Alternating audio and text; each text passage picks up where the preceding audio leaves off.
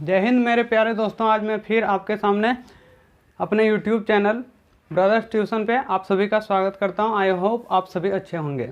हम पिछले बार आपसे बात किए थे, जो कि पिछले क्लास में ही ये बात किए थे कि हम अब 10th के हर एक चैप्टर का आपको नोट्स दूंगा, हर एक चैप्टर को अच्छे से एक्सप्लेन करूंगा।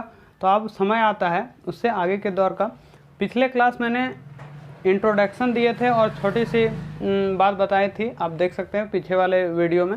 तो आज हम लोग उससे आगे बढ़ेंगे। उसमें क्या क्या बताया गया था उस पर हम लोग ध्यान देते हैं, ठीक है।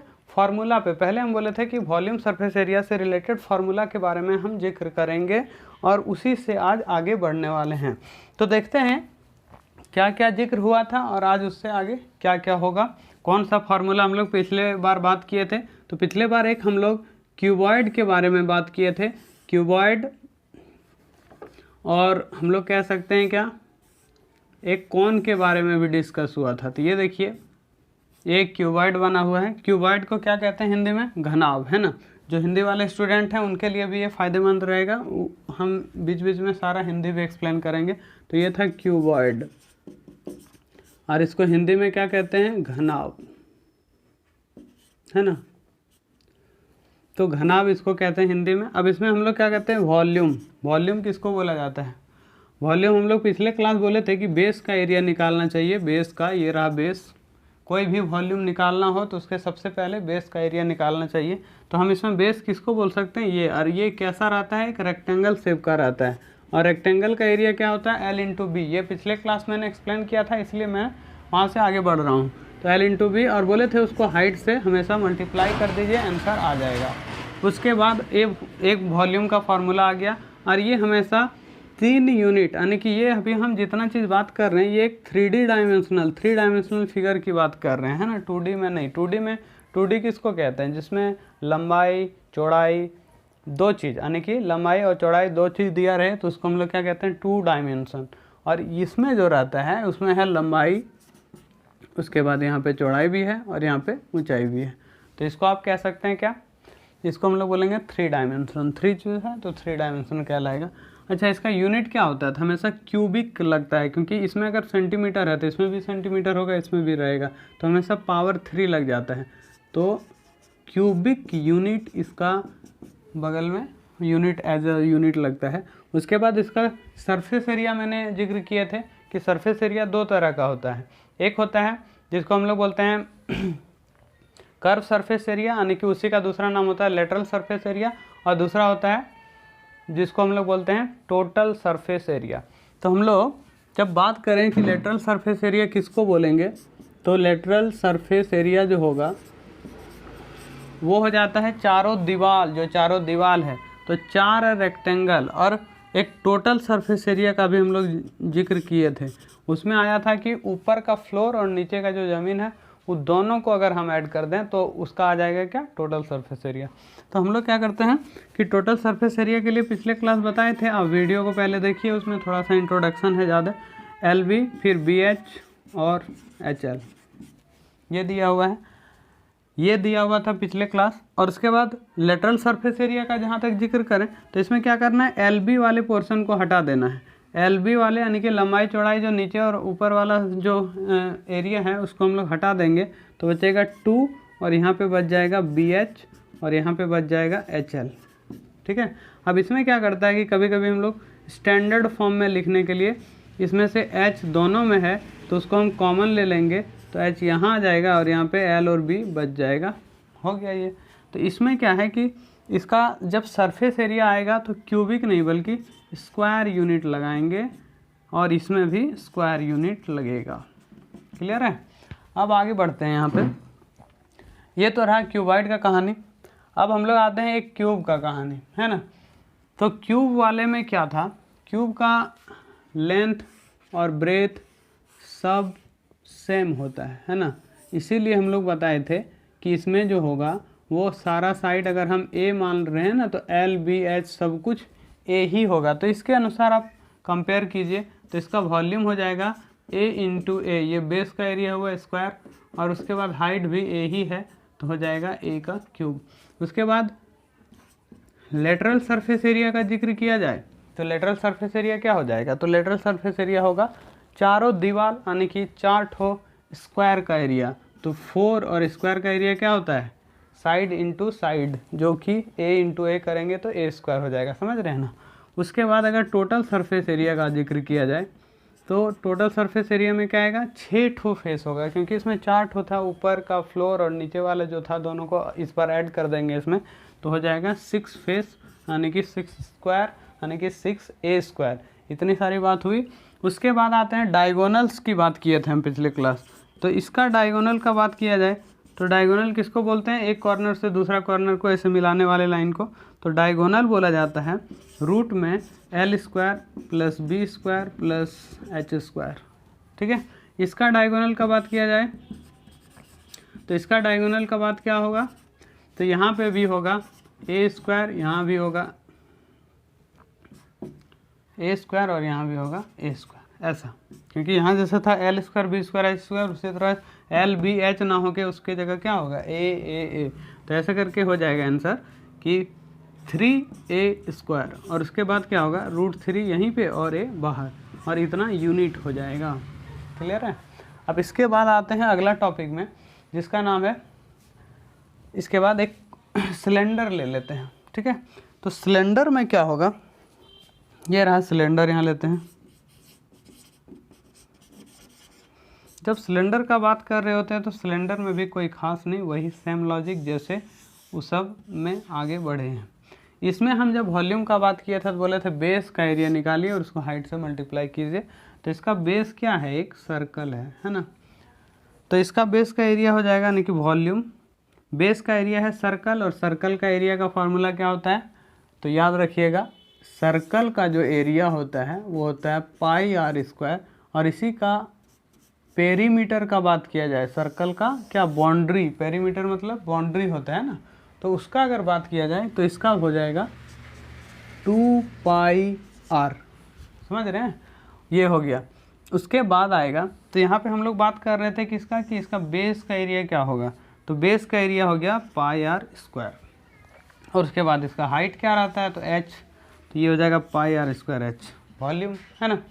तो वॉल्यूम के बाद आते हैं, इसमें क्या टोटल सरफेस एरिया और कर्व सरफेस एरिया होगा, तो हमने पिछले क्लास आपसे बात किए थे कि अगर किसी को हम ब्रश करने के लिए दें कोई चीज़ को, और उसमें अगर उसके पास कोई किसी तरह का क्वेश्चन अराइज होता है ना, तो इसका मतलब उसके पास 2 एरिया होगा।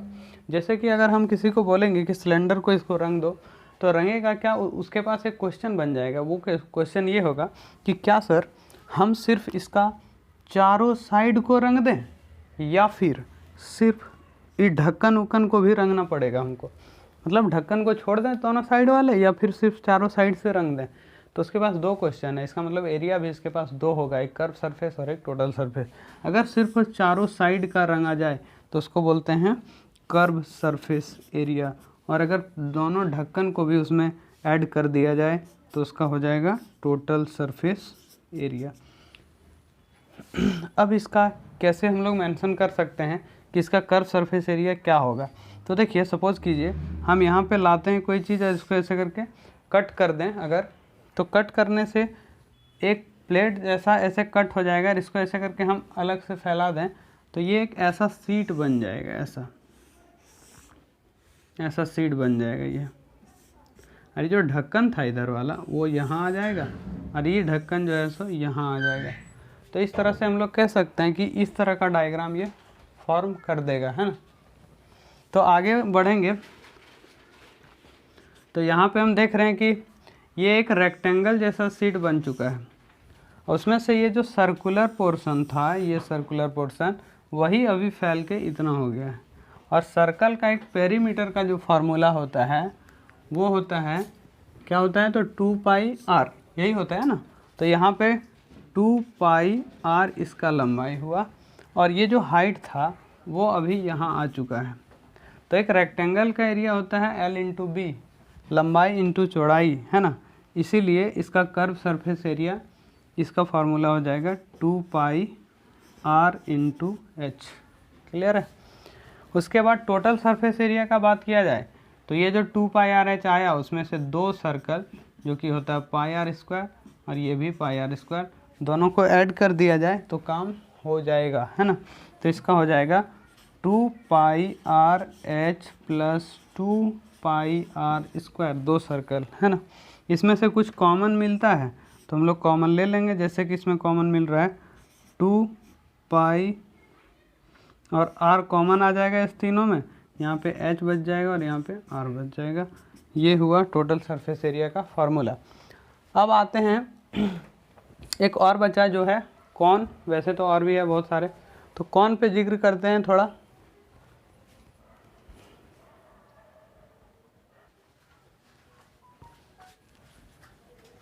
आगे बढ़ते हैं हम लोग। सिलेंडर तो हो गया, सिलेंडर के बाद आते हैं कौन। तो कौन में देखिए क्या कंसेप्ट है, कौन से थोड़ा पहले हम लोग समझते हैं। कौन के बारे में ये समझेंगे ना कि जब एक आदमी ऐसा किया कि एक सिलेंडर लिया ऐसा, ऐसे फ्लैट है, इस सिलेंडर में 3 ठो इक्वल कौन को अगर डाला ना तो वो एडजस्ट हो गया, वह ऐसे कुछ, मतलब एक कौन इधर से एडजस्ट हो गया, एक कौन इधर से यहाँ एडजस्ट हो गया और एक कौन ऐसा। तो इस तरह से आप दिमाग में रखिए कि एक सिलेंडर में 3 कौन एडजस्ट हो सकता है इक्वल इक्वल, तो यानी कि रेडियस सेम होगा उस कौन का भी और सिलेंडर का भी रेडियस सेम होगा, हाइट दोनों का फिर सेम होगा। तो इस तरह के सिचुएशन हो जाता है। इसलिए हम लोग क्या करेंगे कि इसी से, ये जो सिलेंडर का फॉर्मूला था, इसी से हम लोग निकाल सकते हैं इसका कौन का। तो कौन का क्या हो जाएगा, ये रहा कौन, इसका होता है रेडियस, ये वाले को बोलते हैं हाइट, और ये देख रहे हैं इसको बोलते हैं तिर्यक ऊंचाई हिंदी में, और इंग्लिश में स्लैंट हाइट कहते हैं एल से, है ना, स्लैंट हाइट ये होता है। तो होता क्या है कि यहाँ पे पाइथागोरस थ्योरम आप लगा सकते हैं। कभी कभी होता ये है कि एल का वैल्यू नहीं दिया रहता है, तो पाइथागोरस थ्योरम से एक रिलेशन निकलेगा कि L square is equal to होगा H square plus R square. ये भी एक कंसेप्ट हमेशा याद रखिए, क्योंकि यहाँ पे एल का ज़रूरत कभी कभी पड़ता है ना। आगे बढ़ते हैं यहाँ पे। तो इसका जब वॉल्यूम का बात करेंगे अगर हम लोग कौन का, तो कौन का वॉल्यूम क्या बोले कि जितना सिलेंडर का वॉल्यूम होगा, सिलेंडर का क्या होता है बेस का एरिया इंटू हाइट, तो ये हुआ बेस का एरिया यानी कि पाई आर स्क्वायर इंटू एच। अब इसको हम 1/3 से अगर मल्टीप्लाई कर दें, यानी कि डिवाइड एक तरह से 3 से कर दें, तो क्या निकल जाएगा इसका, तो निकल जाएगा इसका वॉल्यूम। ठीक है। और इसमें क्या क्या पूछ सकता है, इसमें जब हम किसी को बोलेंगे कि इसमें पेंट करो, तो पेंट करेंगे तो उसके बाद फिर से एक क्वेश्चन आ सकता है, वो ये आएगा कि क्या सर इसको हम पेंट कर दें या फिर नीचे का जो प्लेट है, नीचे का जो प्लेट है जैसे जोकर का टोपी होता है, या फिर हम लोग बर्थडे में जो टोपी मंगाते हैं, तो उसमें क्या होता है कि अंदर वाला पोर्शन खोखला रहता है, अंदर में कुछ यहाँ पे नहीं रहता है ना। जबकि अगर हम एक पटाखा का जो क्रैकर होता है उसको यूज़ करें तो उसमें यहाँ पे एक प्लेट लगा हुआ रहता है ना। तो इस तरह के चीज़ में देखिए यहाँ पे ये एक एरिया अंदर वाला पोर्शन आ जाता है, तो अगर उसको हम इसके एरिया में, इधर वाले का एरिया में इंक्लूड कर दें तो उसको टोटल सरफेस एरिया बोलेंगे। और अगर इसको नहीं इंक्लूड करें तो इसके पास होगा कर्व सरफेस एरिया, है ना। तो इसका अगर CSA पूछा जाए, CSA, तो याद रखिएगा एक इकलौता फार्मूला ऐसा होता है CSA में जिसमें L का यूज़ होता है, इसलिए याद रखना आसान हो जाएगा आपको। तो L से रिलेटेड एक फार्मूला है पाई आर एल, ठीक है। तो इस तरह से ये कर सकते हैं। और अभी तक आपने अगर वीडियो को थोड़ा 1-2 जगह पे आप शेयर कर दीजिए, जो आपके समझ से एजुकेशनल ग्रुप है उस सब में डाल सकते हैं, और अच्छा लग रहा है तो लाइक कीजिए, है ना। और आगे हम लोग बढ़ते हैं इसमें। तो कर्व सरफेस एरिया है पाई आर एल, उसके बाद आता है टोटल सरफेस एरिया। तो टोटल सरफेस एरिया क्या है, तो ये रहा पाई आर एल प्लस नीचे का सर्कल, बोले थे कर्व सरफेस एरिया तो रहेगा ही टोटल में, और नीचे का सर्कल क्या है, ये सर्कल है, सर्कल का एरिया पाई आर स्क्वायर होता है। कॉमन अगर इसमें ले लिया जाए तो पाई आर कॉमन आ जाएगा, एल प्लस आर यहाँ पे एक फार्मूला बन जाएगा, है ना। तो ये हो गया टोटल सरफेस एरिया किसका, कौन। तो कौन भी निकल गया, सिलेंडर से रिलेटेड था कौन।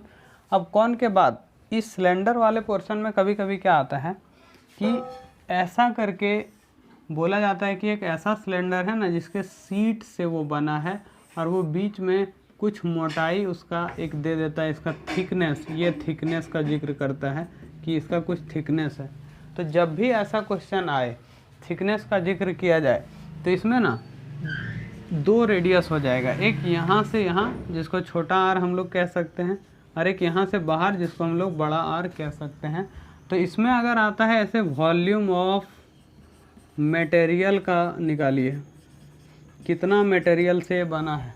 तो इसमें क्या करना है कि बाहर वाले वॉल्यूम में से इंटरनल जो ये है इंटरनल वाले का, उसको हम लोग क्या करेंगे, माइनस कर देंगे। तो फार्मूला आ जाएगा पाई जो बड़ा आर है, पाई आर स्क्वायर एच में से pi small r square h को अगर माइनस कर दें तो ये पाई और एच कॉमन आ जाएगा, r square minus r square, ये फार्मूला बन जाएगा। ये हुआ वॉल्यूम ऑफ मटेरियल का। अगर इससे हट के कुछ क्वेश्चन पूछा तो आप ये अप्लाई कर सकते हैं। कौन में तो ऐसा नहीं आता है। अब आया कौन का हो गया, सिलेंडर का हो गया। एक चीज़ और बच गया, वो है क्या, स्पेयर। ये रहा स्पेयर। स्पेयर भी एक 3D है, यहाँ भी बीच में ब्लगिंग रहता है ना, गोल सा, तो इसका कुछ रेडियस होता होगा, वो रेडियस को हम अगर r मान लें तो इसमें भी आएगा वॉल्यूम। तो वॉल्यूम सबसे अलग है, इसमें पहली बार क्यूब का यूज होता है, पावर 3, तो याद रह जाएगा ये, इसका होता है पाई 4/3 पाई आर क्यूब।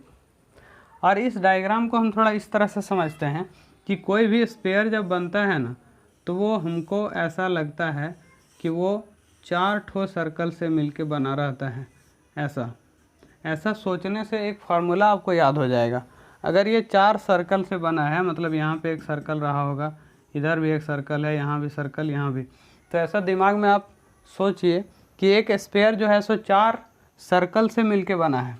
तो इसीलिए इसका जो सरफेस एरिया होगा ना, तो क्या इसका TSA और CSA होगा, ऐसा अगर दिमाग में आ रहा है तो इसका TSA या CSA होगा कि नहीं। तो हम एक कंसेप्ट बताए हैं कि अगर हम किसी को इसको पेंट करने के लिए बोले और उसके पास अगर कोई क्वेश्चन अराइज होता है तो उसके पास 2 एरिया होगा।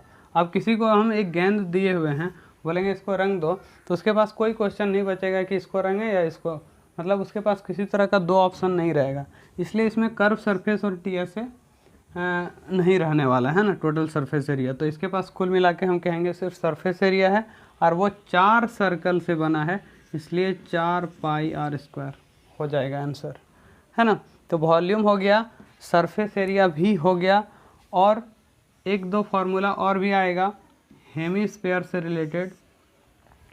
हेमीस्फीयर में क्या होता है कि कुछ रेडियस होता है, इसको कट करके आधा बना दिया गया, तो वॉल्यूम भी आधा हो जाएगा, यानी कि 2/3 हो जाएगा पाई आर क्यूब। और वहीं पे सरफेस एरिया का बात किया जाए तो ये जो सरफेस एरिया है, जब इसको हम कट कर दिए, ऐसे कट करने के बाद ये आधा हो गया, लेकिन पता है इसके पास अब ये कटा हुआ पोर्शन भी आ गया। अब अगर इस चीज़ को किसी को हम बोलेंगे कलर करने, तो उसके पास एक क्वेश्चन होगा कि क्या इस कटा वाले पोर्शन को रंगें या सिर्फ नीचे वाले पोर्शन को रंगें। यानी कि यहाँ पे ज़रूर 2 एरिया आ गया है, एक 2 पाई आर एच यानी कि कर्व सरफेस एरिया, और एक टोटल सरफेस एरिया।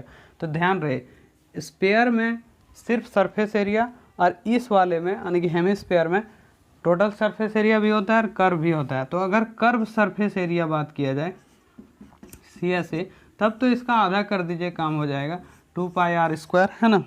लेकिन अगर इसका हम लोग TSA निकालेंगे, टोटल सरफेस एरिया, तब क्या करना पड़ेगा कि ये जो कटा वाला रिंग है, ये भी तो एक सर्कल हुआ, तो ये 2 पाई आर स्क्वायर में एक उस पाई आर स्क्वायर को अगर ऐड कर दिया जाए तो हो जाएगा 3 पाई आर स्क्वायर। तो ये आपका सही फार्मूला बन जाएगा स्पेयर के केसेस में। अच्छा, स्पेयर से रिलेटेड आ सकता है एक चीज़ और कि अगर वो स्पेयर खोखला रहा तो अगर खोखला रहा तो रेडियस में बदलाव आएगा, 2 तरह का रेडियस होगा। और उस केस में अगर ये वॉल्यूम ऑफ मटेरियल क्या होगा,